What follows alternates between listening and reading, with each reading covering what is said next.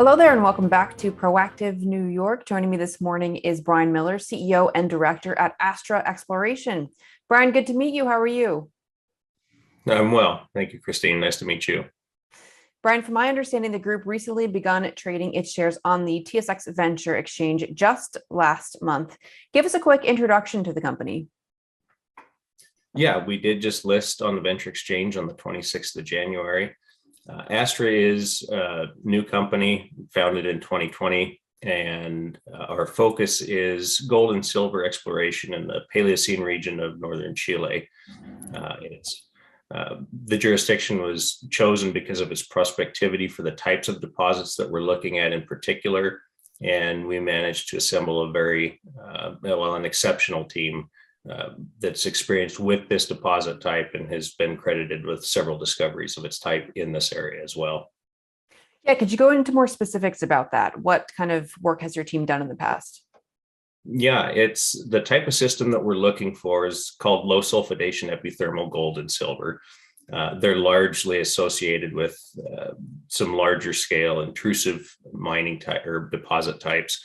And the team from the director level down to management level have been involved with several discoveries of this type. Darcy Maroud's on our board. He led the team at Meridian Gold that discovered the El Peñon mine, which is owned and operated by Yamana. He saw that from discovery through production. So he's well versed in how these things are explored for and developed. Charles Funk is a board member as well. He was part of the Wiesla team. He was VP Exploration that discovered the Napoleon zone at the Punaco deposit. And then Diego Guido, our head of exploration, previously credited with the discovery of the Pingüino deposit in Santa Cruz, Argentina. He's been a consultant for over 25 years. He's worked on several of these types of deposits, well-versed and educated and experienced with them. So within the portfolio of products, from my understanding, the focus right now is Pampa Paciencia. Is that right? Tell us kind of the timeline, the expectations for drilling here. Yeah, very good. Most people don't get the name of that one right. It is our flagship asset. It is a low sulfidation epithermal gold silver project, and we will be drilling that this month. The drill program is fully funded. And just a bit of a background, this fits in with our larger exploration thesis that these types of systems still exist as an opportunity in this region because most mining companies explore for copper in Chile. And there's far less attention given to these types of systems, which are generally associated with larger copper deposits.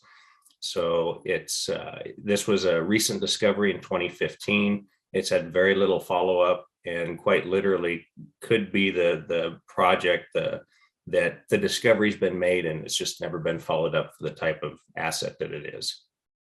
Do you have any idea when you start to be receiving the first set of results here? We did just finish up a trenching program, so we'll be receiving the results from that. But the drill program we plan to start in like I said, later this month in February. Based on what we've seen from the lab so far, we should start to receive results about a month after submission. So we should have pretty short turnaround, we're expecting, from what we've seen so far.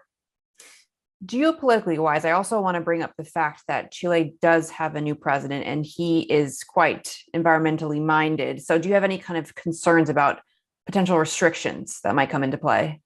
Yeah, I do think that it is a concern. Obviously, I think any reasonable person would consider it a concern. But unfortunately, we've seen elevation of political risk, I think, in every jurisdiction that I'm aware of. We don't see, from what we understand right now, we don't see this directly impacting our operations in the near term.